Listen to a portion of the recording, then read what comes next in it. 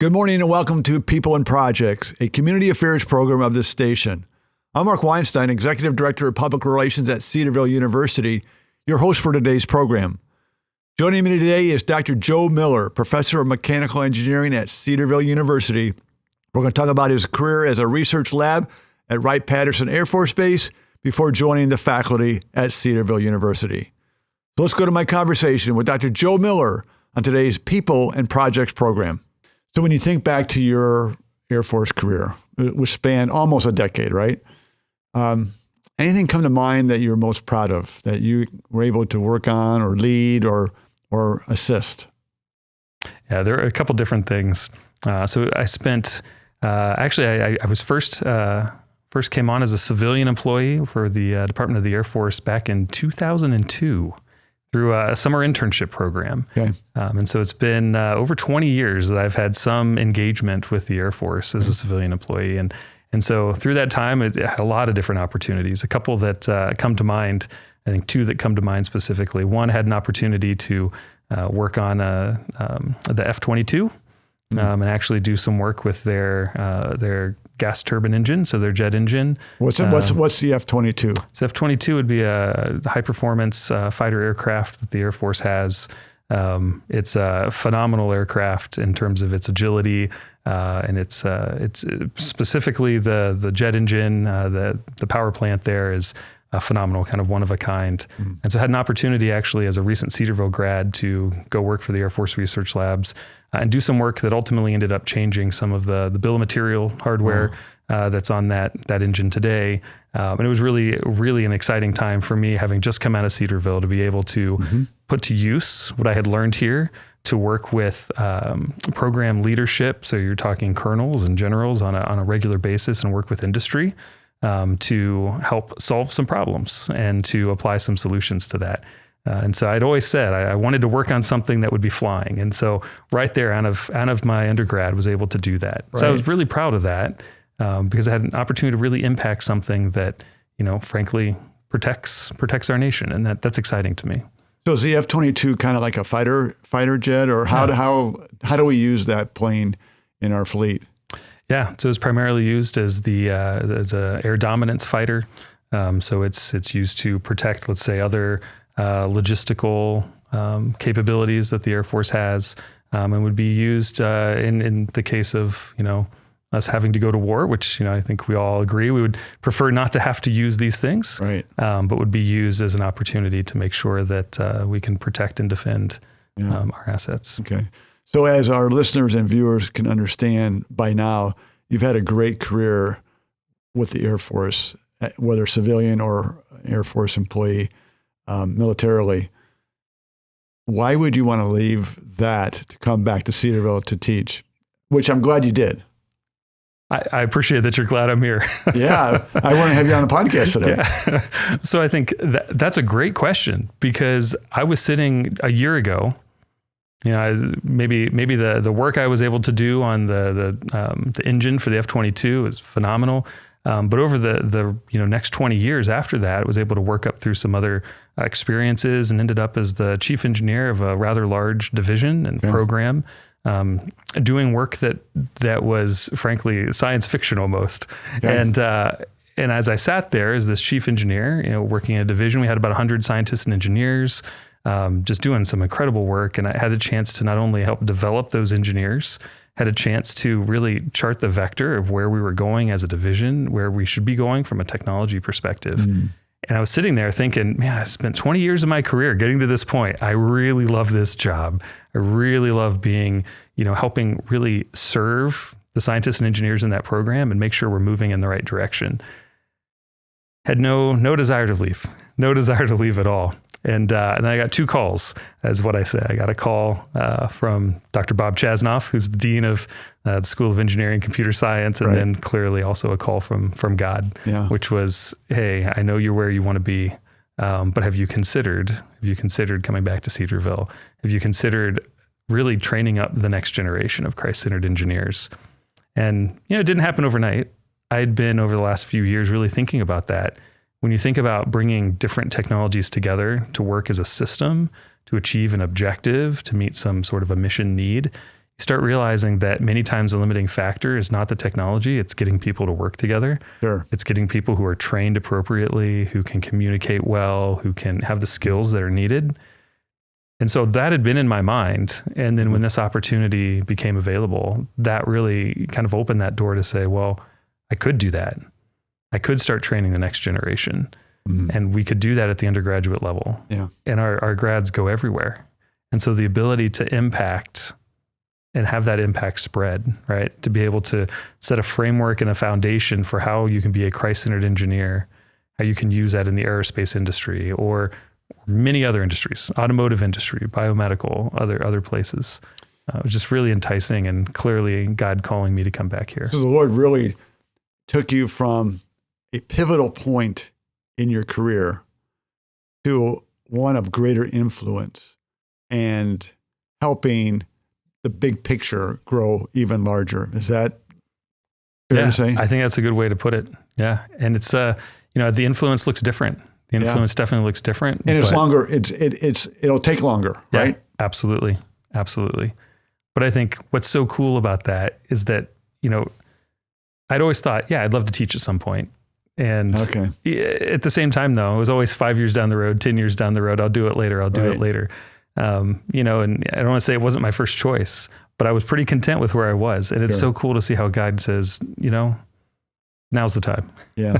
I'm going to open this door. It's not going to be anything that you've done, Joe. This is going to be an opportunity that I want you to step into and have that, really that posterity, the long-term, how are we training up the next generation? Yeah. And that's what's so exciting. Yeah. That's great. So you weren't here very long as a faculty member when you were awarded a aerospace award from the Dayton Business Journal. First of all, congratulations on that. Thank you. What does receiving the 2025 Aerospace and Defense Award mean to you, knowing that you worked on base and now you work here at Cedarville? Frankly, first and foremost, it's humbling. Yeah. Looking at the individuals that have been awarded this award, even the individuals that were there and being honored, including some of our senators and others, to see my name amongst some of those is frankly humbling. And as I said at the beginning, the story is really not about me. It's about colleagues that I've had at the Air Force Research Labs who have given me the opportunity and supported my career growth, who have trusted me or given me responsibilities to lead when maybe, I don't want to say maybe they shouldn't have, but maybe I still had quite a bit to learn in those areas. And then coming here to Cedarville, I think the support from faculty and staff and administration and the students and really the alumni base that we have has been phenomenal. And so I really think it's a testament to the networks that we have and that I've been able to work, colleagues I've been able to work with over the last decade and a half in this area. But it's also exciting. I mean, it's exciting to see work being recognized. It's exciting to see that, specifically Cedarville's work in the aerospace area. Right. We don't have an aerospace engineering program, but a lot of our students go into the aerospace industry. It's really exciting to see that recognized. So given that we are so close to right path, is there any conversation, any thought of someday having an aerospace engineering program? There's absolutely conversation on it. Yeah. Is there? We haven't gone down that path yet. I think what we're looking at right now is how do we continue to provide opportunities for those students, specifically in mechanical engineering, but also in others, electrical engineering and others who are interested in the aerospace industry. How do we connect them with good internships? How do we connect them through our education partnership agreement to opportunities at Wright-Patterson Air Force Base, just 30 minutes away, whether that's the Air Force Research Labs, the Life Cycle Management Center, or others. But I very much hope that we will continue to develop in that area because there's so much opportunity, like I said, to address some really big questions about how we connect together in our society and how we, frankly, continue to protect and defend life through the aerospace industry. Yeah, and I think our engineering program is solid. And for those watching or listening who are interested in engineering, I'd encourage them to go to our website, cedarville.edu, and check out our engineering program. You'll be really impressed, and maybe you'll find that Cedarville is where you should study and learn under guys like Dr. Joe Miller. So when you think of your students, Joe, what are your hopes that they take away from your lectures, from your instruction, from your mentoring, that not only will help them professionally, but help them personally? Yeah. So I hope that we are providing good technical discipline, that we're providing, training in that area that, and I truly believe we are, that they will be top-notch engineers. They'll know how to solve problems and critically think. But I tell them in class, frankly, if they remember nothing else, I hope they remember this simple thing, is that ultimately the gospel is what's most important. That we were created to love God and to glorify him, yet we were all like sheep and we walked our own way. That we've all fallen short of the glory of God, but that Christ humbled himself and became man and lived the life that we couldn't live in perfect obedience to the Father. That he died the death we deserved. The wages of our sin is death. Right. But that he raised from the dead on the third day and defeated the enemy we couldn't defeat, sin and death. And that God's exalted him to a name that's above, to a position and given a name that's above every name. And that all creation, every tongue will confess that he is Lord to the glory of God the Father. And I hope that is what they remember, because I don't want them to just put on the gospel or put on Christianity to being an engineer or being whoever they are. That is the core of who they are. Galatians 2:20, I'm crucified with Christ and I no longer live, but Christ lives in me. Life I live in the body, I live by faith in the Son of God who loved me and gave himself for me. And that is at the core. And so when I teach, when I am out doing whatever I might be doing in the summers, working with other, small businesses or with the government, anytime I'm an engineer or anytime I'm doing anything, even working with a church plant or what we're doing, I look at it as, how is the gospel impacting that? And am I orienting myself towards God's glory? Am I bringing him glory through what I'm doing as an engineer? And I hope my students see that as well. I hope that they bring God glory through their engineering. Yeah. Are they resting on the word of God? That's the Bible as their only source of truth. But, God was fully revealed in Jesus Christ, the Son of God. And then ultimately being directed and empowered by the Holy Spirit. And I think that, to me, that is the most important thing that they can come away with. And that is the foundation for any of the technical disciplines in engineering that we teach here at Cedarville, because they can always fall back and rely on what they know to be true through the gospel, what they know to be true in the word of God. And that will impact their engineering purposes. That will impact the way that they act as an engineer, the way that they serve God with their minds and with their actions. And that's what sets Cedarville apart from almost any other school offered engineering, or whether it's engineering, whether it's business, it doesn't really matter the discipline. That's who we are. That's our core. That's our mission. That's what we believe. Absolutely. So how does a student, or how do you envision a student glorify God through their technical engineering profession? How do they do that? Yeah, that's great, because that's the question students ask me all the time. Right, practically speaking, right? It's great to think about we get wonderful theological education here at Cedarville, but how do I actually integrate that and put that into practice where the rubber meets the road? So I would offer a couple, I think, specifics. One is excellence in what you do.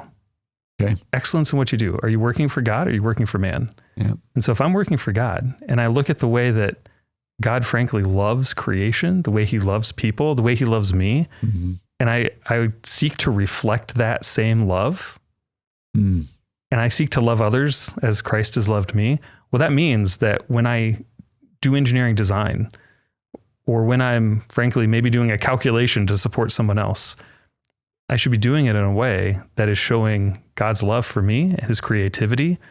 And I'm saying, I want to be a good steward of these resources as well, whether those gifts I've been given, whether that's financial resources, whether that's engineering resources.